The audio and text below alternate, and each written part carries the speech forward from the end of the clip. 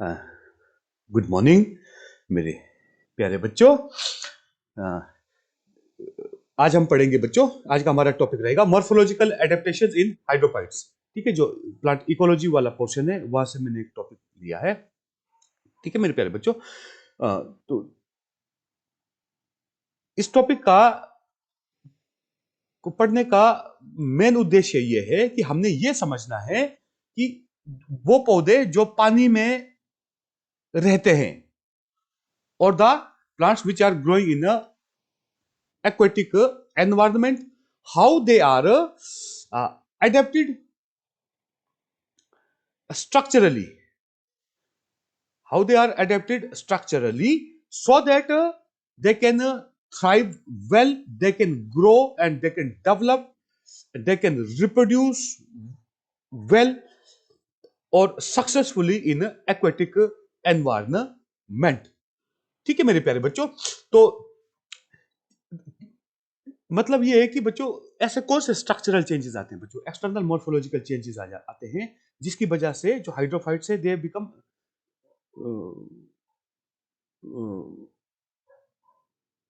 They become और they live successfully inside water.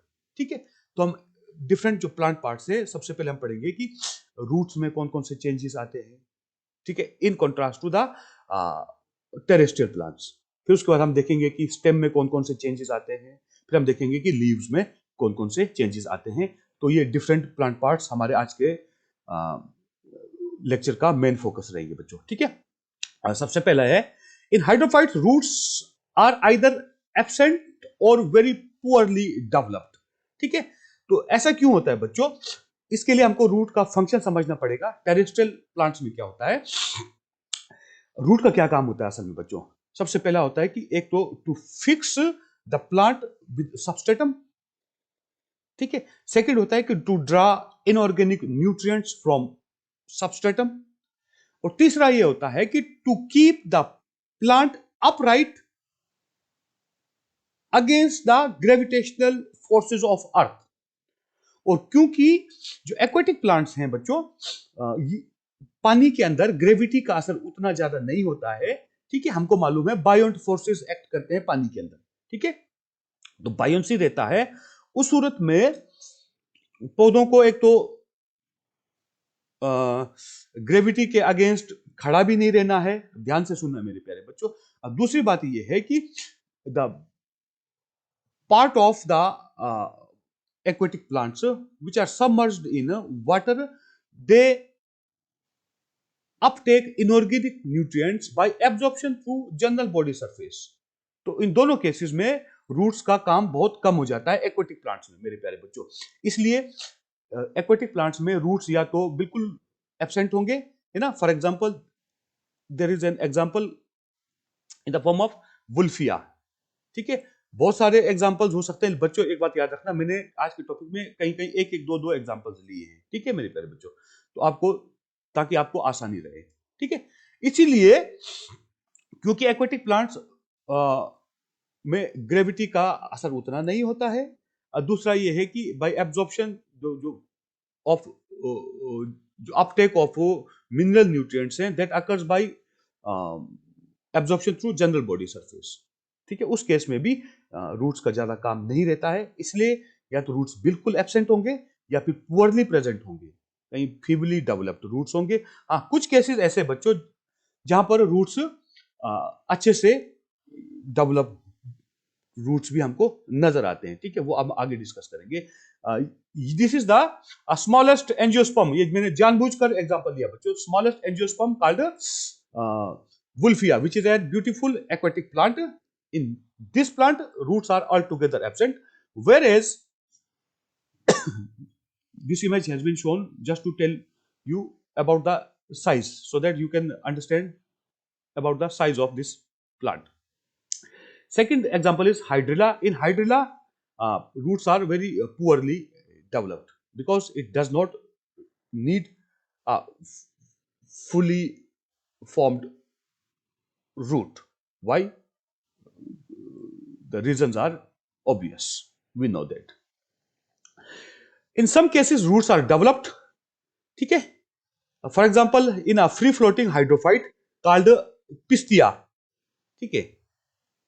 तो पिस्तिया में जो रूट्स, पिस्तिया की तरह कुछ और प्लांट्स होंगे फ्री फ्लोटिंग हाइड्रोफाइट्स, उनमें जो रूट्स बनते हैं उनका मेन काम है to absorb nutrients from water, ठीक है।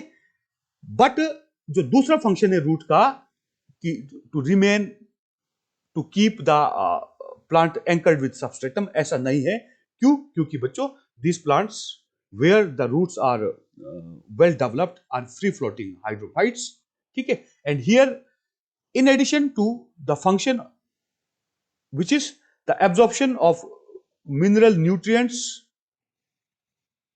it acts as a structure for stability, ठीक है। ये रूट्स जो है इन फ्लोटिंग हाइड्रोफाइट्स को बैलेंस करके रखते हैं बच्चों, ठीक है, बैलेंस और स्टेबल रखते हैं, ठीक है। हाँ, यहां पर मैं एक पॉइंट बता देना चाहूंगा बच्चों, जो एक्वेटिक प्लांट्स हैं जिनका बॉडी का मैक्सिमम हिस्सा पानी के टच में नहीं रहता है बच्चों, ठीक है, उस सूरत में रूट्स प्रॉपरली डेवलप हो जाते हैं, ठीक है। क्योंकि अगर प्लांट के पार्ट्स पानी के टच में नहीं रहेंगे, पानी के कांटेक्ट में नहीं रहेंगे, तो जो एब्जॉर्प्शन ऑफ मिनरल न्यूट्रिएंट्स है, मिनरल न्यूट्रिशन है, वो बॉडी सरफेस से नहीं हो सकता है। उस सूरत में रूट्स का होना जरूरी है। जबकि फिर कुछ ऐसे केसेस है बच्चों जहां पर जो कुछ रूट्स हैं, some of the roots they get inflated, they become inflated and grow upwards against the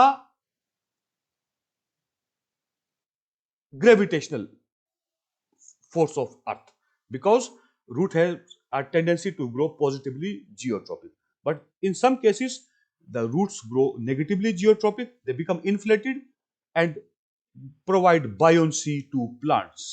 अब आप लोग बोलोगे बच्चों ये buoyant forces, ये buoyancy प्लांट्स के लिए किस लिए जरूरी है? एक्वेटिक प्लांट्स में एक बिल्कुल कॉमन कैरेक्टर है, जो जब हम एनाटॉमी पढ़ेंगे वहां पर हमको मालूम पड़ जाएगा। पौधों के डिफरेंट पार्ट्स में एयर चेंबर्स होते हैं बच्चों। एयर चेंबर्स की वजह से इनमें बायोंसी रहती है। बायोंसी होने का एक मुख्य पर्पस है कि पौधे सरफेस की तरफ आते हैं एक सिंगल उद्देश्य के साथ कि वो सन रेज को बहुत एफिशिएंटली हार्वेस्ट कर पाए, ठीक है मेरे प्यारे बच्चों। एग्जांपल इज लडविजिया रेपेंस, और इसका सिनोनिम है बच्चों किताब में से कई जगह दिया हो जसिया रिपेंस, ठीक है। अगर आपको ये नाम याद नहीं रह पाता है तो आप इसको वाटर प्रिमरोज के नाम से भी जान सकते हैं, और लेकिन एग्जांपल देना जरूरी है मेरे प्यारे बच्चों। This is the image of Ludwigia repens और Jussiaea repens where some of the roots are modified, some of the roots get inflated and they grow upwards or negatively geotropic and help in a buoyancy of the plant. Why bachcho? Because with the single objective of the plant to come to the surface so that it can exploit the solar radiations successfully and efficiently, so that it can perform photosynthesis which is necessary for survival of each and every green plant. However, in some cases, roots are very much developed. ठीक है? For example, there is an example, Ranunculus aquatilis, a beautiful aquatic plant from a family called Ranunculaceae or the buttercup family. ठीक है मेरे प्यारे बच्चों, इस image को देखकर आप लोगों को मालूम पड़ जाएगा इसके जो टेरेस्ट्रियल रिलेटिव्स हैं वो हमारे खेतों के आसपास पानी के वाटर, छोटे मोटे वाटर स्ट्रीम्स के आसपास में नजर आते हैं बच्चों, और ज्यादातर केसेस में पेटल्स येलो नजर आते हैं। ये मैं इसलिए बता रहा हूं ताकि आपको ये एग्जांपल याद रह जाए कि there are some plants, aquatic plants where the roots are well developed, ठीक है। One example is Ranunculus, Ranunculus aquatilis. This is a member of a family Ranunculaceae which is commonly known as a buttercup family. Now, next point, root hairs are generally absent in hydrophytes बच्चों। अब ये क्यों होता है? क्योंकि जो submerged plants हैं उनमें एब्जॉर्प्शन ऑफ न्यूट्रिएंट्स किस वजह से होता है? Bye absorption through general body surface, ठीक है। और जो टेरेस्ट्रियल प्लांट्स है इन कंट्रास्ट, उनमें जो रूट्स होते हैं बच्चों, रूट्स के टिप्स पे रूट हेयर्स रहते हैं। These are the unicellular tubular extensions of the epidermal cells of roots और root tips, and in fact the absorption of water and minerals occur through root hairs, and because the aquatic plants uptake mineral nutrients by absorption through general body surface, they do not require root hairs. So root hairs are generally absent in hydrophytes, but present, however, it is present in some hydrophytes बच्चों, जैसे जो रननक्यूलस एक्वाटिलिस का मैंने example लिया है, उनमें root hairs present होते हैं, ठीक है। या जो पिस्तिया का एग्जांपल लिया है उसमें रूट हेयर्स प्रेजेंट होंगे, ठीक है। Biological world is full of exceptions बच्चों, ये हमेशा याद रखना है।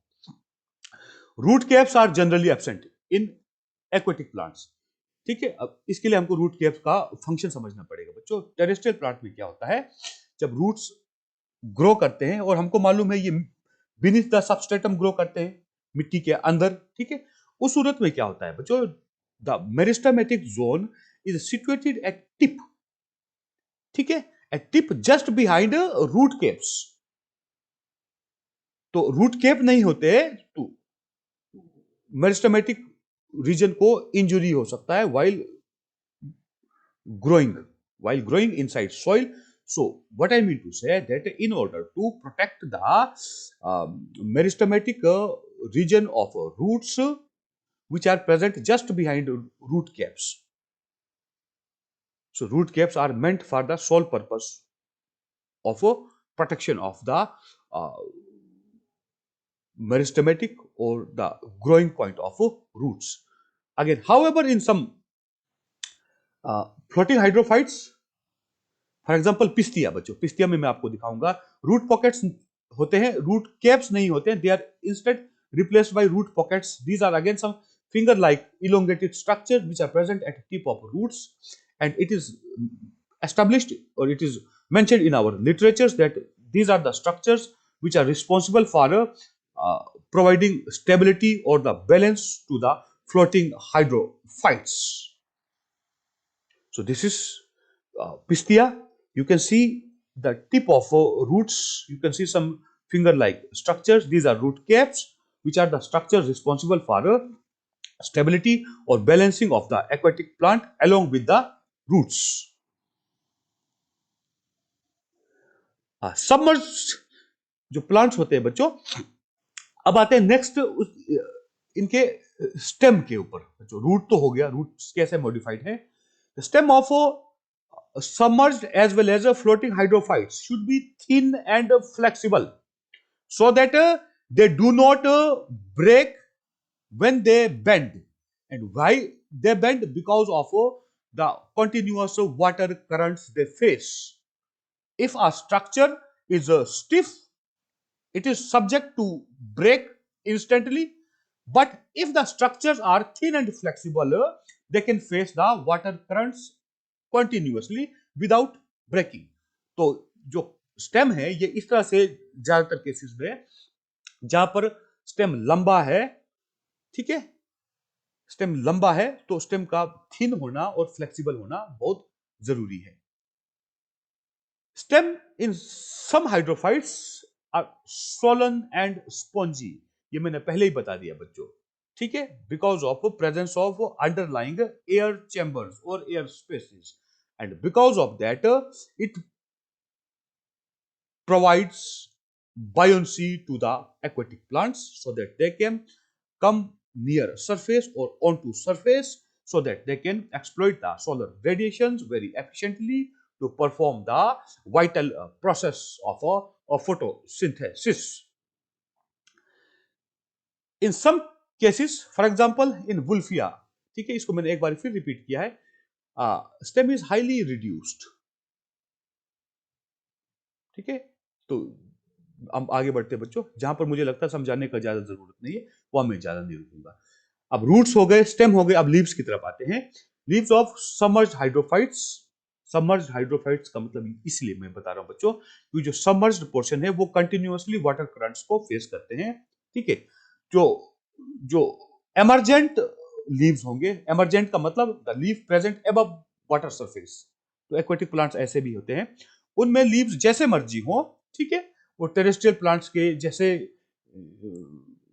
स्ट्रक्चर वाले हों, लेकिन जो सबमर्ज पार्ट है उनके लीव्स को थिन होना जरूरी है, स्मॉल होना जरूरी है, या तो रिबन लाइक और हाईली डिसेक्टेड होना जरूरी है। क्यों बच्चों?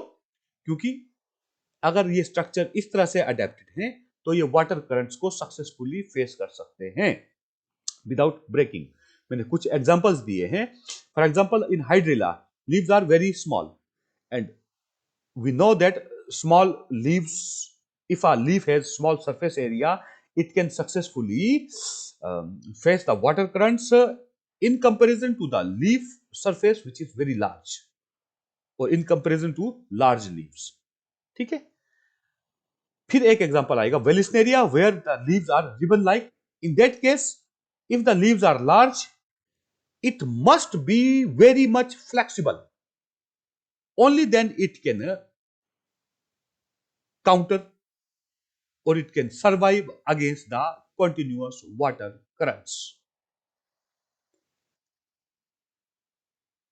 This is a very beautiful plant, an aquatic insectivorous plant called Utricularia, which we commonly called as known as which we commonly call bladderwort. ठीक है? In this plant, leaves are highly dissected, very thin leaves, and these leaves, because they are very thin, they can face the water currents very successfully। मेरे प्यारे बच्चों, अब आते हैं petiole के ऊपर। जो पिटियोल है कुछ हाइड्रोफाइट्स में ये फूल जाते हैं, स्वोलन होते हैं और स्पॉन्जी होते हैं। अगेन किस लिए बच्चों? So that they can keep the leaf either near surface or above surface, so that the leaves can exploit the solar radiations very successfully and photosynthesis can be done successfully। ये एक plant मैंने select किया है बच्चों example के लिए, Eichhornia. Eichhornia अगर आप नाम याद नहीं रख सकते हैं तो इसका कॉमन नेम होता है बच्चों water hyacinth, very beautiful aquatic plant which is commonly called water hyacinth, HYACINTH,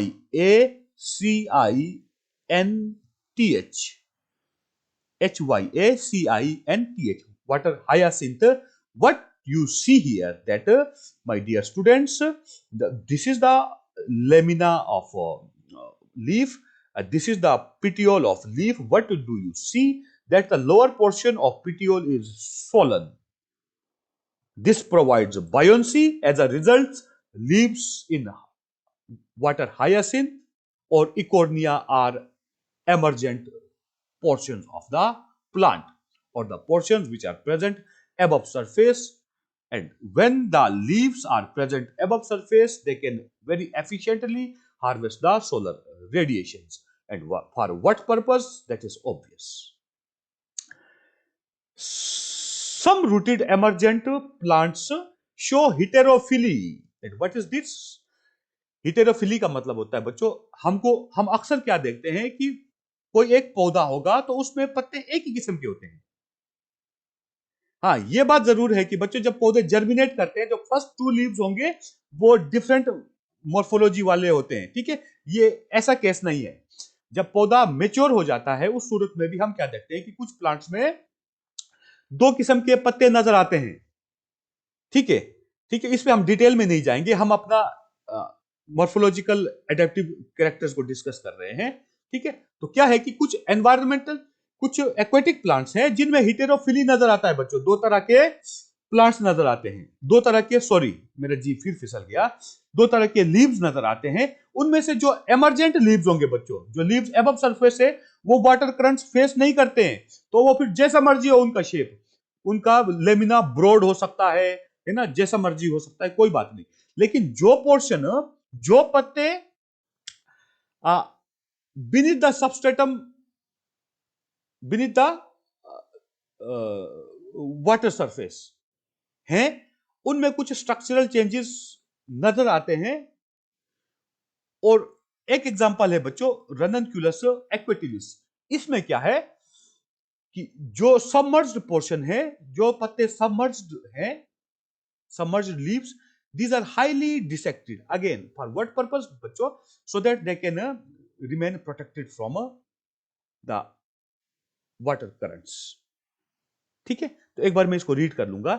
some rooted emergent plants show heterophyly, that is plant develop two different kinds of leaves, aerial leaves or emergent leaves, they have broad lamina because they do not face water currents, whereas submerged leaves are highly dissected।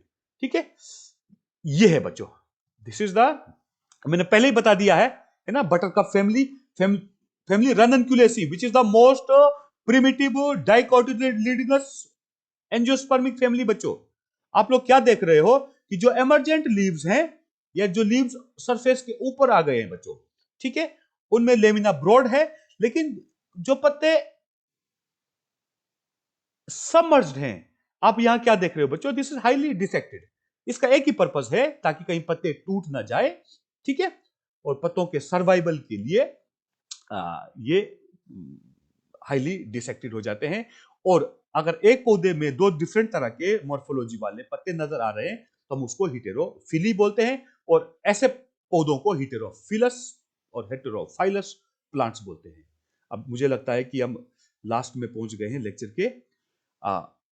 In aquatic plants, the pollination and the dispersal of fruits and seeds generally occur by agency of water। तो उस सूरत में क्या होगा बच्चों, for successful dispersal of fruits and seeds, the fruits and seeds should be light. अगर वो light नहीं होंगे तो वो पानी में डूब जाएंगे, और पानी में डूब जाएंगे तो डिस्पर्सल होगा, लेकिन डिस्पर्सल की एफिशिएंसी कम हो जाएगी as compared to the fruits और seeds which float on surface. ये आपको अच्छी तरह से मालूम है। इसलिए क्या स्ट्रक्चरल चेंजेस आएंगे बच्चों,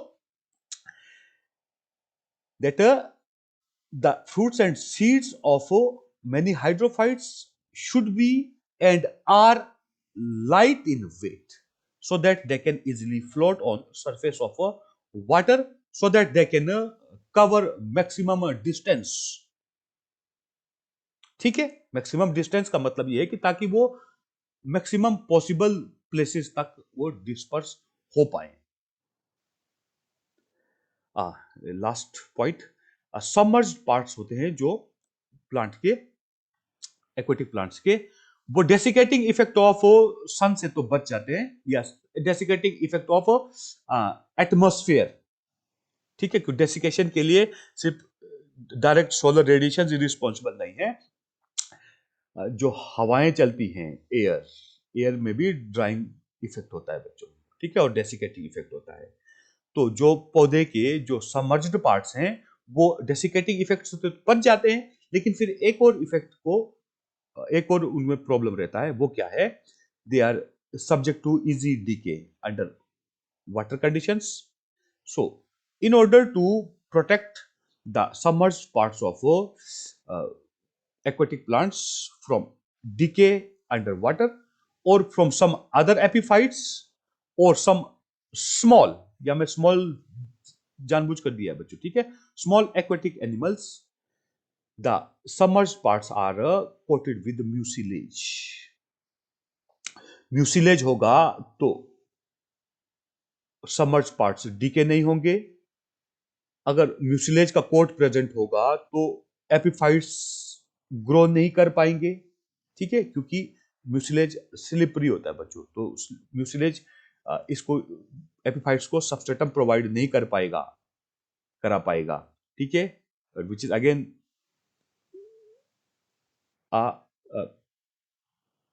adaptation or the modification, a structural modification, the presence of mucilage on the body surface in submerged parts। और कुछ छोटे छोटे एक्वेटिक एनिमल्स को भी ये रिपेल करता है बच्चों। हालांकि बड़े एक्वेटिक एनिमल्स होंगे वो उसको चबा डालेंगे लेकिन स्मॉल एक्वेटिक एनिमल से ये पौधे को प्रोटेक्टेड रखता है। So with this our lecture finishes. Next lecture में हम लोग डिस्कस करेंगे बच्चों the anatomical adaptations in hydrophytes. Thank you very much, have a nice day बच्चों।